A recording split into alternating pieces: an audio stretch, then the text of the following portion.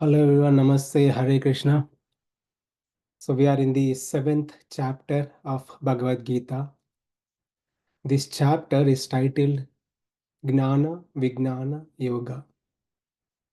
Gnana means knowledge. Vijnana means superior knowledge or realized knowledge. About what and about whom? About God. About the Supreme Lord. So from this chapter onwards until chapter 12, Krishna fully dedicates this section to talk about himself, to boast about himself. Hmm? For one, why Krishna has to teach this bhakti yoga? Bhakti means devotion, love. So we all have this so-called love. It's very natural. That is the intrinsic property, intrinsic nature of Atma, soul. That is to love and serve. We love our children, we serve them. We love our parents, we love them, we serve them. So that is very intrinsic property of the soul. But the same love, when shifted towards the Supreme Lord, fully fixed on the Supreme Lord, that is bhakti, a devotion. And the same love towards Supreme Lord that intensifies continuous meditation, that becomes yoga. So Krishna is teaching the step 2. For one to attain moksha, liberation, this is a path one can take, the path of bhakti yoga. In the first 6 chapters, Krishna has taught karma yoga as a means to attain self-realization. By such working, so karma means action. We all do actions. Eating is an action. Going to work to earn money is an action. So any actions we do in this world, those are all called karmas, karma only. Those are not karma yoga. Those are pure karmas only. But when that karma, when we apply gnana, knowledge, it becomes karma yoga. So what is that knowledge? So one has to work in this world with 3 things in the mind, with 3 things in his consciousness, that renouncing the doership, that is by uh, working for the pleasure of the Lord as a service to the Lord, offering the result to the Lord, success or failure, being neutral to the results of our work, not to be too much elated when there is success, not to be too much dejected when there is a failure. Consider as God's plan and God's mercy. By such working, Krishna is saying, you can attain purification of mind. You can continue your job profile, Arjuna, and to everybody, continue our job profile and work with this consciousness. We can attain purification of mind. All the negativity in us, all the negativity within us due to false ego will naturally go away. One can have the pure state of mind. With that state of mind, the next level one can take is, one can take the path of Ashtanga Yoga, or one can take the path of Bhakti Yoga. Ashtanga Yoga requires continuous meditation on the soul, Atma. Continuous meditation. In the beginning, it is hard, but it takes, one can attain perfection just by fixing the mind on Atma. In the beginning stage, Krishna is saying you continue being in the family life. When you think you are really advanced, you may consider there is an option you can go. One can renounce this world and meditate and intensifies meditation. It may take many, many lifetimes to attain perfection in that path of Ashtanga Yoga. Arjuna heard this, and looking at Arjuna, Krishna says, okay, don't worry about it. There is another path, the path of Bhakti Yoga.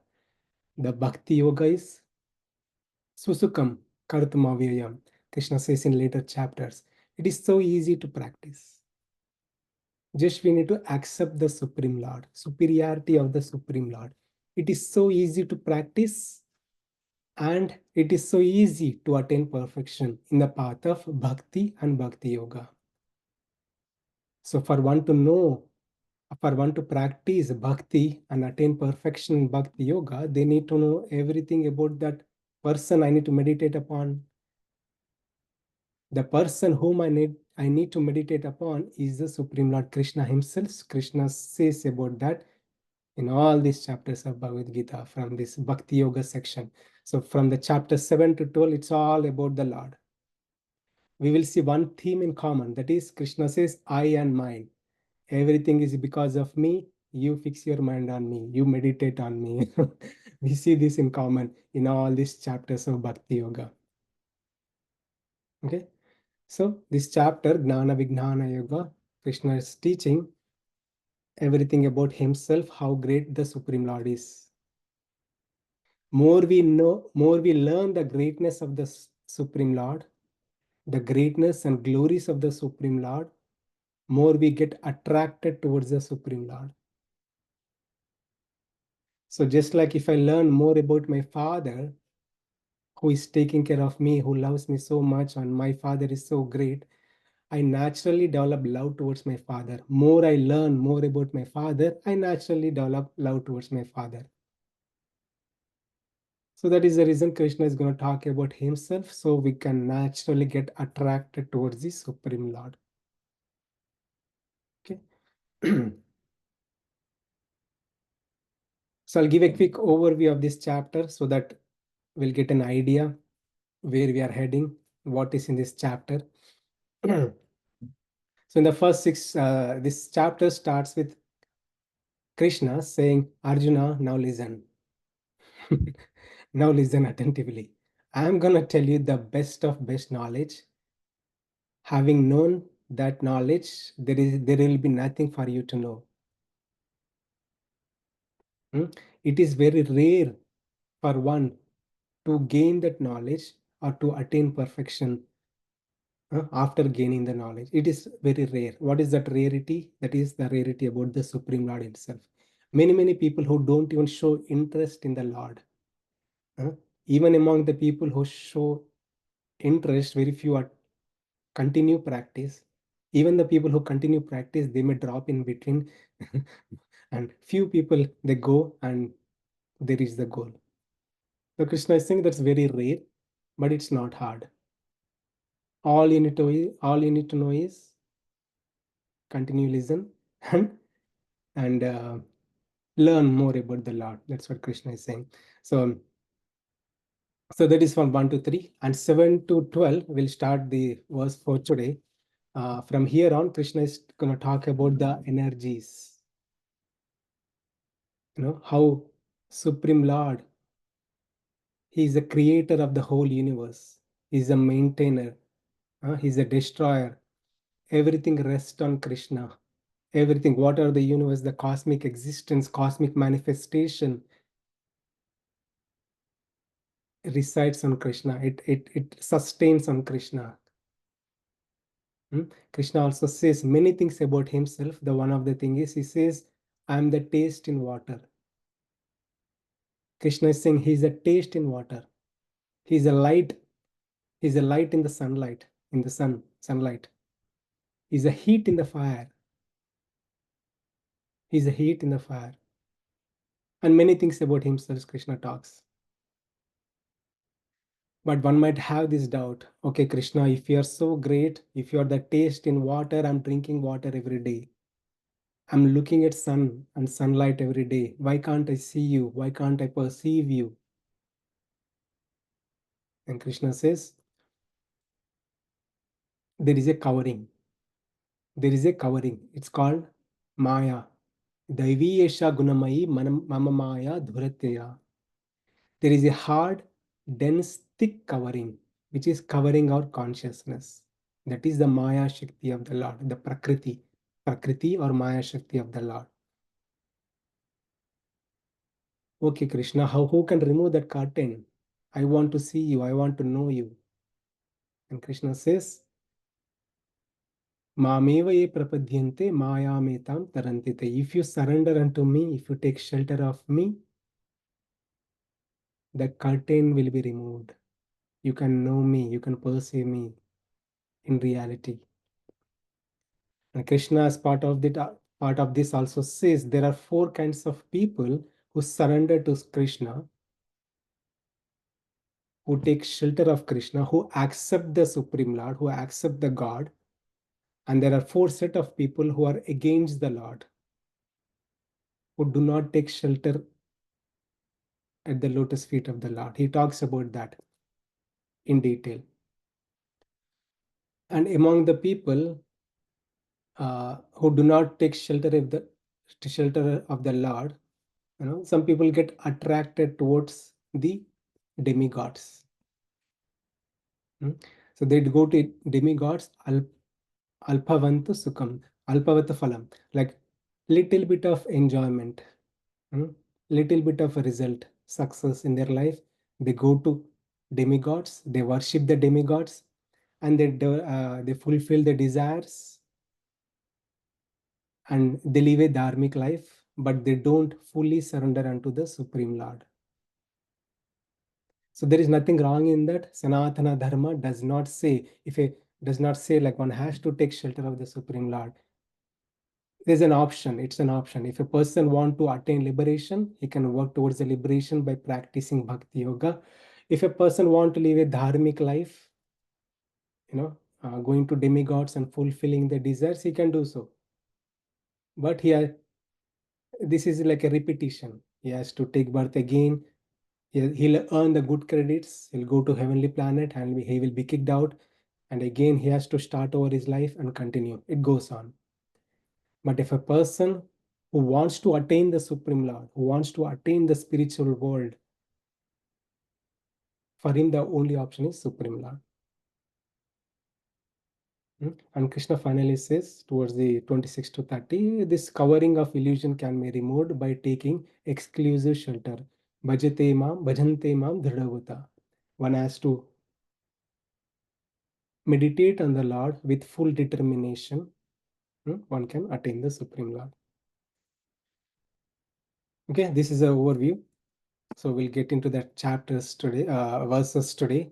So today we'll talk about the creation. Krishna is going to talk about various elements, earth, water, fire, air, ether, are all those things. So we'll go deep into this subject matter.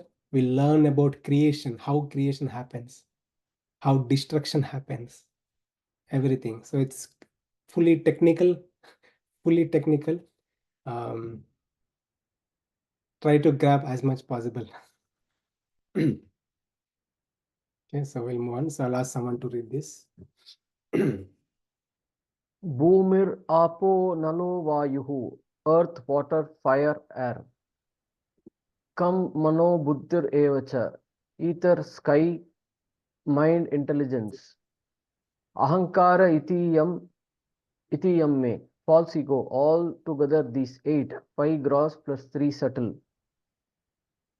Binna prakritir astada, constitute my separated material energies. Thank you, Babu. So from here on, in this verse onwards, Krishna talks about himself. He, the Supreme Lord, and his energies, entire cosmic manifestation, cosmic existence, how it get manifested, what are the materials in this, and what are other things. Like there is a material nature, there is a Atma, and there is a Supreme Lord. What is the connection between everything, how these get existed, Krishna talks about that. Krishna goes in detail in later chapters, but we'll also refer from Shrimad Bhagavatam, that is a PhD study of Bhagavad Gita, and Vishnu Purana to learn more about this creation in detail. Okay, so from here on, Krishna talks about this one, right? Earth, water, fire, air, ether. Earth, water, fire, air, ether, and mind, intelligence, false ego. So total 8 elements. Okay, So what Krishna is saying, these are separated energies of the Supreme Lord. Separated energies. That is, these energies got manifested from the Supreme Lord. There is a simple example given, like a cow and cow's milk. Right? Cow's milk, where that appeared from? From the cow. If the milk comes out of this cow, it's called cow milk. Right? If a milk comes out of goat, it's called goat milk. If a milk comes out of donkey, it's donkey's milk. Right? So we call it as cow's milk because it came from the cow. It was in the cow, it appeared from the cow, and it is a separated entity now. It was part of the cow, it came out of the cow, and it is a separated entity. So that's what Krishna is saying. The entire cosmic manifestation, the existence, all the elements, itiyame, appeared from the Lord, appeared from the Lord. And those are separated energies of the Lord. So this is very quite technical, and I hope I made it easy. And as we go further, we'll see more technical details. So we'll look at how these elements, you can see these elements, right? Earth, water, fire, air, ether, how all these elements got manifested. Krishna spoke about this, all these elements created or emanated from the Lord. So there are more details to it. More details to it. Those details can be found in Srimad Bhagavatam or Vishnu Puranam. So I extracted all those details, and we'll see all those details here.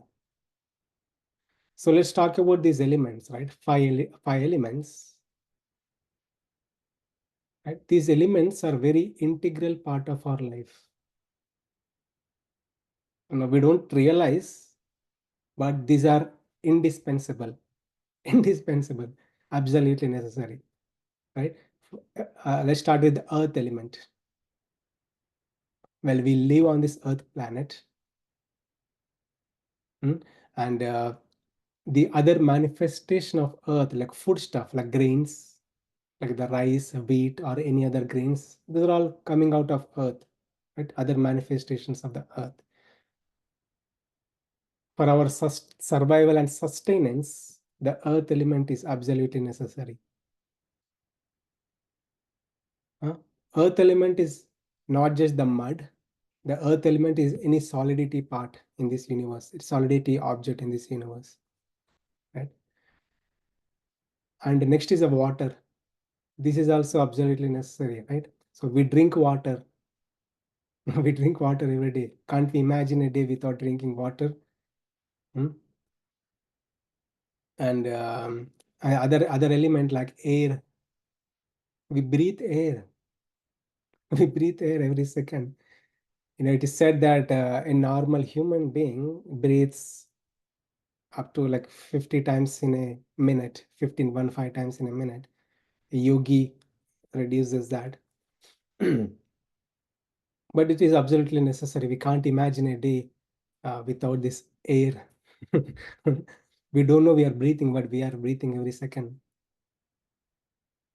And also the fire element. The fire element is also really necessary in the nature, in the cosmic nature, and also in our body also. Krishna also says in the 15th chapter that he is the digestive fire. He is a fire. He becomes a fire, Jataragni, and he digests the food. In 15th chapter, Krishna says that. And because of this fire element, there is a temperature being maintained in the body.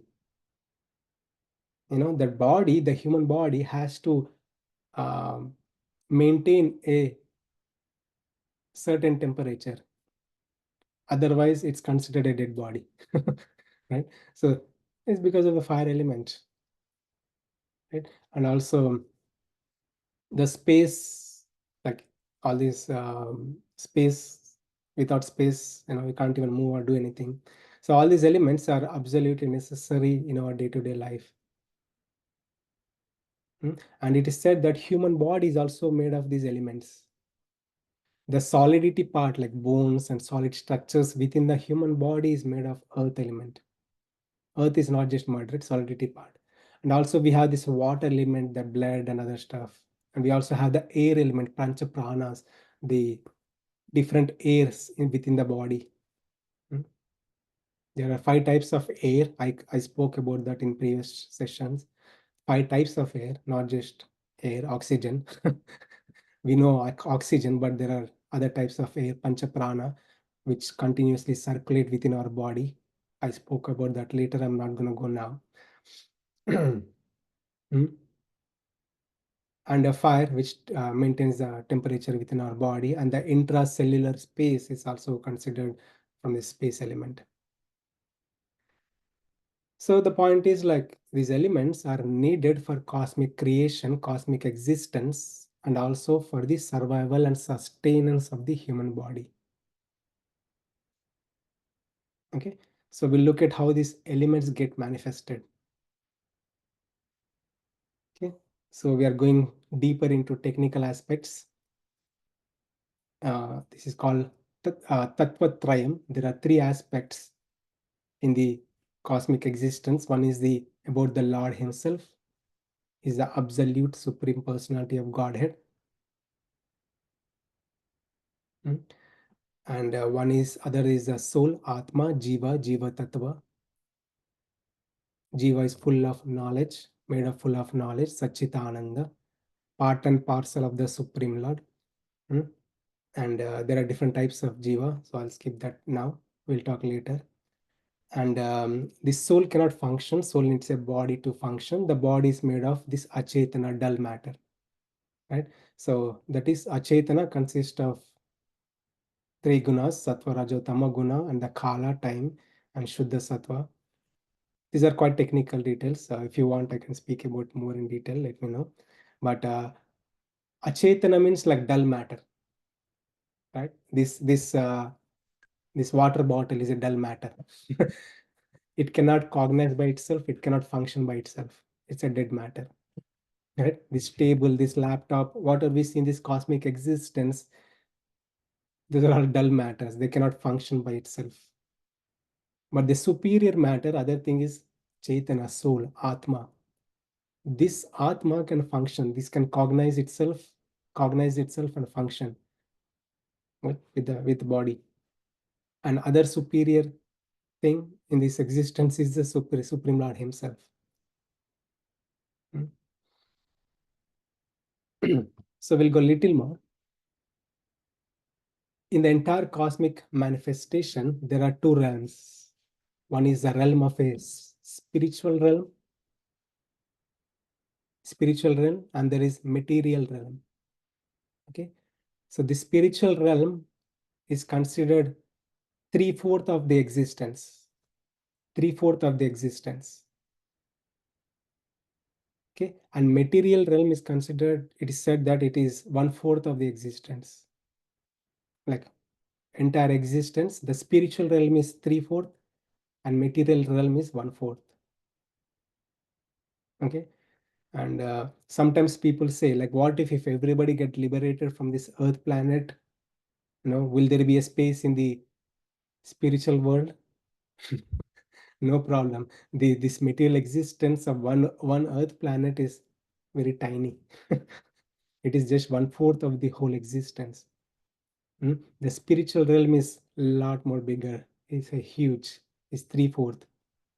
In Sanskrit, it is said Tripada Vibhuti. Tripada Vibhuti. Material realm is Ekapada Vibhuti. It's called, or other name is Nitya Vibhuti. Nitya Vibhuti for spiritual realm. Material realm is Leela Vibhuti. Okay, so and also this kind of relates to the science. Science says that the universe is not one; it's a many. The latest science, if you see, like science also says the same thing: multiverse, and all these things are given millions of years ago. This is not new to Sanatana Dharma. All these are given very well documented. in scriptures that universe is not one, it's a many, multiverse. And the one universe lasts for 311 trillion years. 311 trillion years, trillion years. I'll speak about that in a minute. Okay. And this, yeah, and this material realm, I know these are all scientific top or more detailed technical aspects. It might be boring for you, or if this interests you, it's really good. So this material realm will get manifested and get unmanifested. It comes from the Lord and goes into the Lord, right? Get manifested, avyakta, vyakta. It comes into the existence and goes out of the existence. It never get destroyed. Material realm never get destroyed, but it transforms into uh, other ship, right? It comes into existence and goes off existence, but it remains. It is there. Spiritual, it undergoes changes. Material realm undergoes changes, but the spiritual realm, it never undergoes changes. No changes in the realm. The place itself is ever existing, eternal. The people who live there are also eternal. There is no change in the bodies. In our material realm, we go through changes: birth, disease, old age, death, four vikaras, four changes in the body, and we die, and we take another birth and we continue. But in the spiritual realm, it is a eternal realm. There is no influence of time. No influence of time. Nothing get deteriorated. Nothing gets deteriorated. So whatever gets deteriorated is because of time factor. If I take a tomato from the store, put it in the fridge or put it outside, wherever we put, it get destroyed. It has to get destroyed. Right? If you buy a potato, tomato, or whatever the fruits, vegetables we buy, they have to get destroyed. One may put preservatives, so many preservatives. It doesn't matter. It will get destroyed no matter what.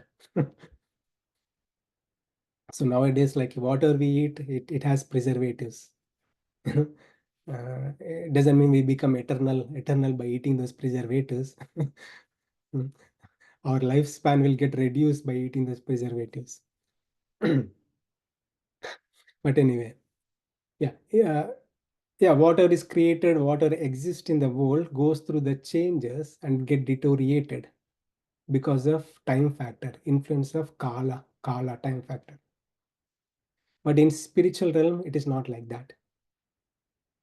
All the objects are self-illuminating.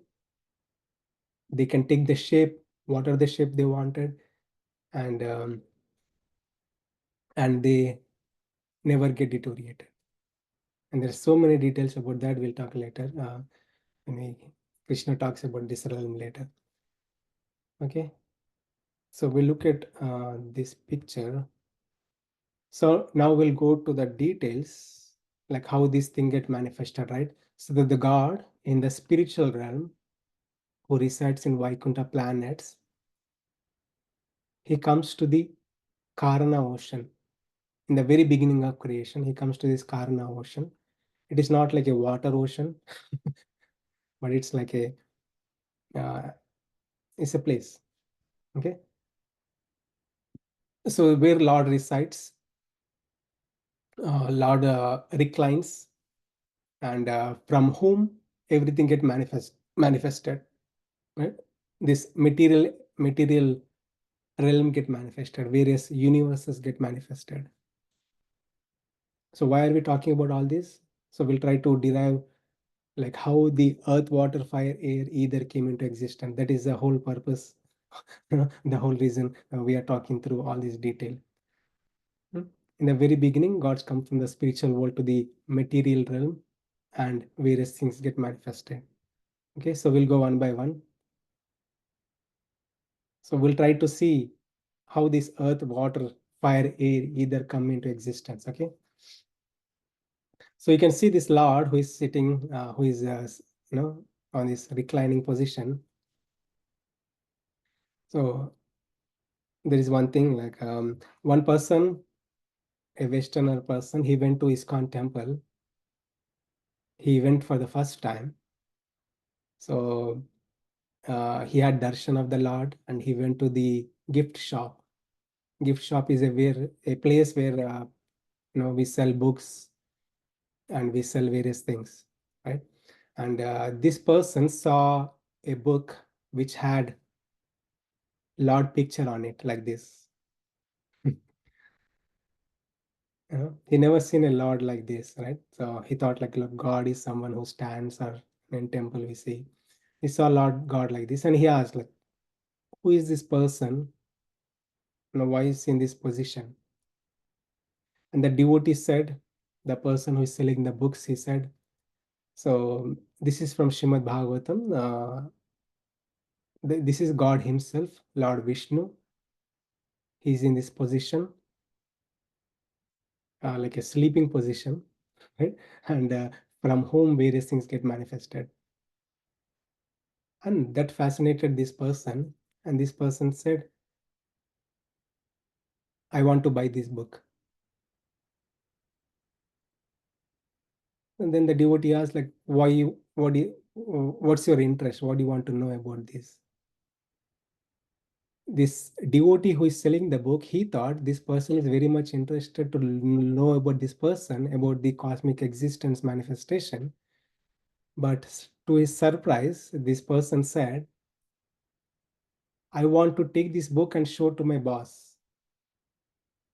I want to show this to my boss that the God himself is sleeping while working. Why should not I? Why should not I sleep while working? The God himself is sleeping and working. Just a joke, just to bring humor. Okay. So the Lord comes to this material existence, and yeah, and from him various things get manifested. So we can see different things get manifested. Okay. Um, I think this picture is neat. So the first thing it manifested is the Prakriti, Mula Prakriti or Prakriti. So think about it like a bubble, right? An object. Okay. It's so huge. From that object, many universe get manifested. Okay. From Prakriti, the next object gets manifest is Mahat, Mahat, like or intelligence. So after that, other object get manifested is Ahankara, Ahankara, like ego, like false ego, Ahankara. So from that Ahankara, it consists of three types: Sattva, Sadvik Ahankara, Rajasik Ahankara, Tamasik Ahankara. From Sadvik Ahankara, the mind gets manifested, right? And the various elements get manifested. The eyes, ears, nose, tongue, skin, and various. These are the indriyas, the working senses, knowledge acquiring senses will get manifested, right, from the Sadvik Ahankara. And from the Tamas Ahankara, various things get manifested like sound, touch, form, flavor, smell, ether, air, fire, earth, water, right? So you can see from 16 to 25, the first element which created was sound. From sound came ether. From ether came touch, the sense of touch. From that came like air. Sorry, it's not wrong. From the sound, it produced ether. From the sense of touch, it produced air. From that sense of, from the form, it produced fire, right? And the flavor, water, and the smell, earth. These are all related basically. So all the five mind, five knowledge acquiring senses, five working senses, five tanmatras like sense of sound, touch, flavor, smell, and bhutas, various bhutas get manifested: earth, water, fire, air, ether, and there is a relation between here. Okay. So this Prakriti, the material elements, these are called like 24 elements. So from 2 to 25, there are 24 elements. So these are all manifested from the Supreme Lord. Okay. So the Prakriti consists of three modes, like mode of goodness, passion, and ignorance, like Satoguna, Rajoguna, Tamoguna. And by the influence of time, it triggers, and various things get manifested. So this is in our scriptures. Okay. So once the elements got manifested, right? Earth, water, fire, air, ether, and God also does one more task. He mixes these elements. It's called Panchikarana, right? So the space element, the other elements got mixed. It takes 50% of this element, other elements got mixed, and the air element, other elements got mixed. So likewise, this process is called Panchikarana. Within the five elements, you can see all five elements. So now that elements are ready, so God uh, manifests this Anda, Brahmanda, the universe. You can see these bubbles, right? All these universes. Okay. So these universes, when it get manifested, these are all like a shell, eggshell, right? Eggshell, eggshell. There is nothing in it. There's nothing in it. Hmm? And then the Lord enters into each and every universe. The first thing is he makes all these bubbles, universe bubbles, and he enters into each and every universe, and he becomes Garbhodakshai Vishnu. So the first person from whom all this universe get manifested, he's called Karnodakshai Vishnu. And the person who goes within the universe and he becomes Garbhodakshai Vishnu. He becomes the super soul of the universe. Super soul of the universe. Okay. So once he goes into this into this universe, right, you can see the universe layers, like all these elements, the earth, water, fire, air, ether. The distance between is also given, like earth, how many miles the earth element, which uh, the solidity element, which is covering this universe, the distance also given. All this, many details are given in this Srimad Bhagavatam. It's a big thing by itself. One has to study that. If interested, we can study. One can look into this. I can send the videos also. There are nice videos in YouTube. So people, our ISKCON devotees have made these videos. So within this universe, Lord enters into the universe, and he again takes this position, sleeping position. So from whose navel Lord Brahma gets manifest. This is the first person in the universe. Okay.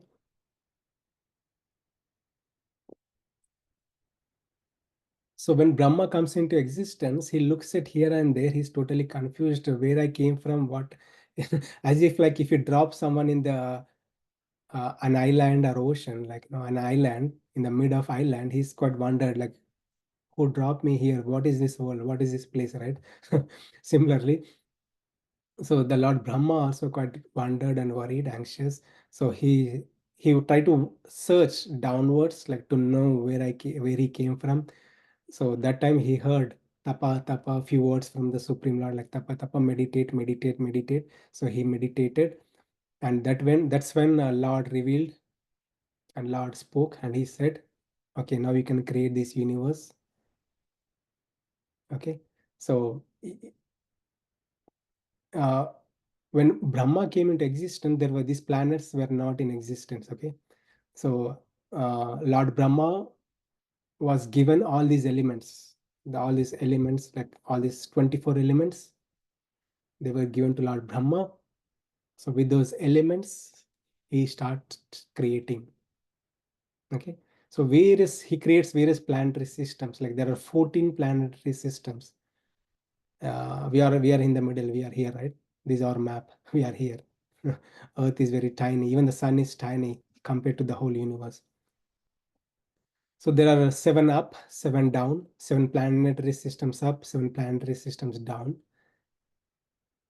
The Swarga, the heaven, we call a heaven, right? Heaven. So the so-called heaven is somewhere in the middle. It is still in the material realm. It is not in the spiritual realm. The heaven is also in the material realm. The heaven will also get destroyed when the universe get destroyed.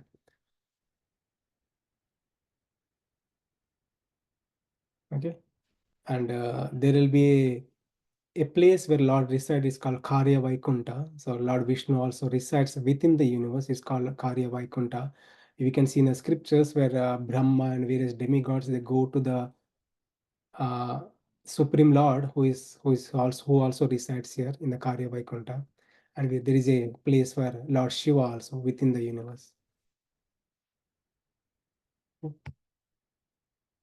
So, in short, the Supreme Lord manifests these universe bubbles, and he enters into the each and every bubble, and he also gives all the elements to the Lord Brahma, the first citizen, and Brahma further creates everything, entire existence. So this creation, the first creation is called Sarga or Samashti Srishti, aggregate creation. Okay, and the secondary creation will be done by Brahma, the Veshti Srishti. So from him, various things get manifested. In Srimad Bhagavatam, all these details are given very nicely. From Brahma, we know I spoke about this, right? From the Lord, Brahma came into existence. From Brahma, various living beings existed, come into existence, right? The Marichi, there are so many names like 11 Saptarishi, all the Saptarishi, Atri, all these names. That's the another person like Swayambhuva Manu, and his wife also was uh, emanated from the Brahma, right? So they got married, and the lineage of this Swayambhuva Manu, all their children, grandchildren, from the very beginning of existence until now, all the details are documented here. You can see the names of the people who were initially who were initially manifested or who came into existence, and from whom various humans come into existence. Various human beings also came into this world. All the names are given here. So one might say like why my name is not there, or why the all the names, it's still limited, right? The names are limited here. It's not unlimited names here. So only the prominent personalities names are given, not like all the people of all time from the day one of existence, all their names are given. No. No, only the prominent people from whom uh, in different yuga cycles, also in different yuga cycles, from whom they were manus, and from whom various living beings get manifested, by their marriage, and and all the human beings, how they got generated, came into existence, are all very nicely given in Srimad Bhagavatam. So the one thing for sure, we are not from monkeys. Okay, the Darwin theory says like we came into existence from the monkeys. As per scriptures, Bhagavatam, answer is no. There is a proper creation, and you can see the names of people very nicely documented in Srimad Bhagavatam. And you can see some set of people have like 13 sons, 14 sons. You can see 10,000 sons also. And the lifespan of the people was really high in the different cycles, yuga cycles. The lifespan was also high. So here in this Kali Yuga, the lifespan is like 100 years max, or 80 years. But in different yuga cycles, the lifespan was 10,000 years. 10,000 years.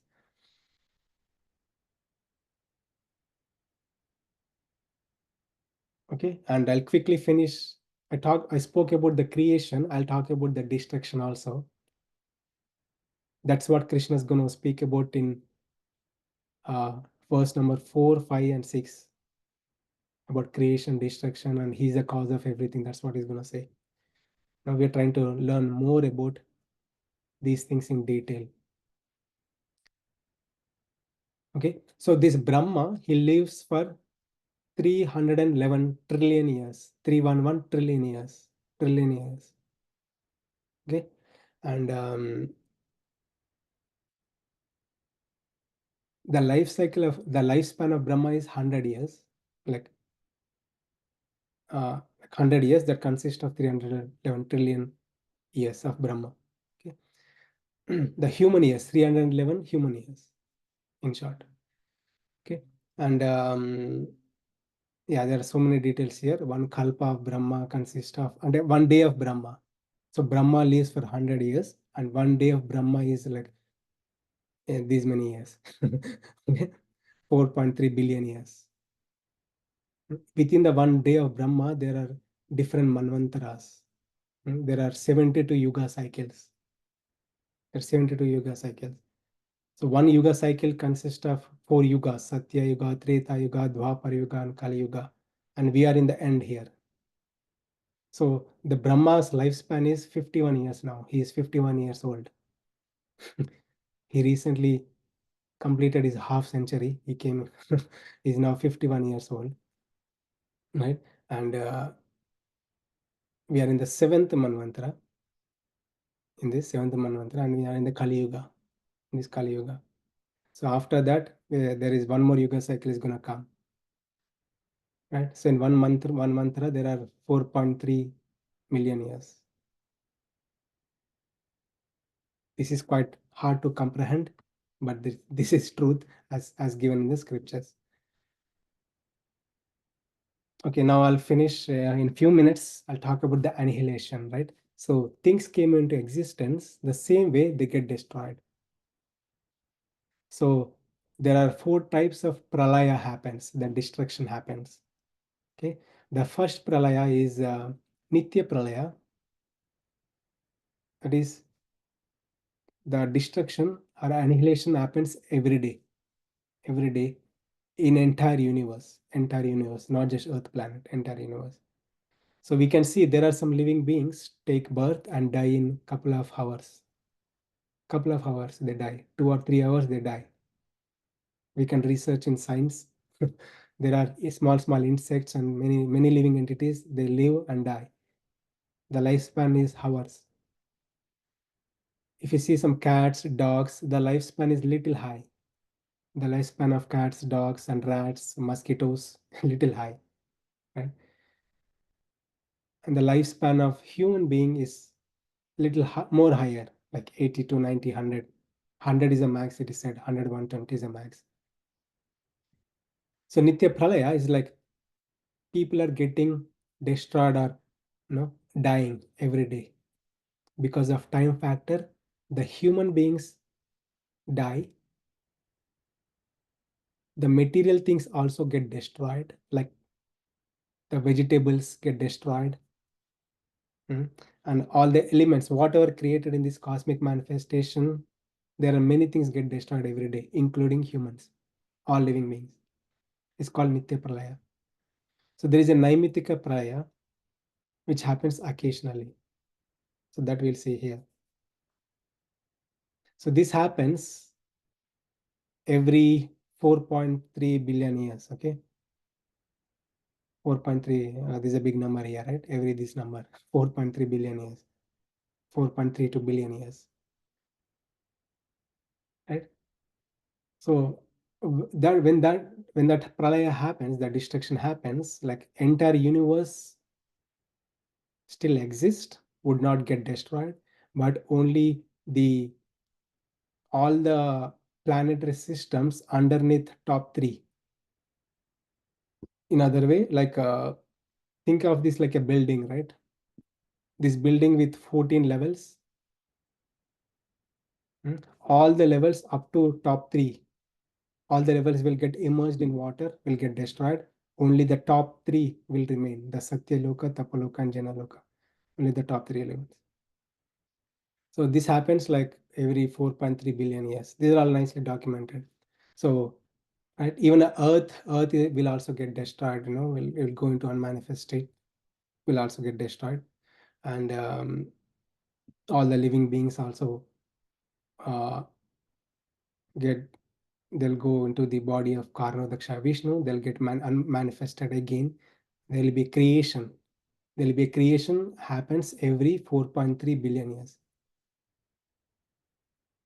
And there is another pralaya, that is Prakritika Pralaya. So this happens like every 311 trillion years.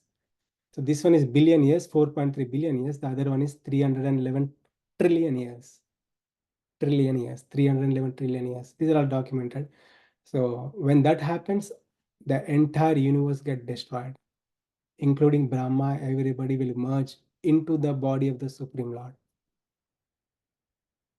And everything will come out of the Supreme Lord at the time of creation, and it goes through various changes and manifestations. And at the time of destruction, after some time, everything goes back into the body of the Supreme Lord. So this happens, the Prakritika Pralaya happens every 311 trillion years. I'm talking about one universe. Likewise, many universes are there.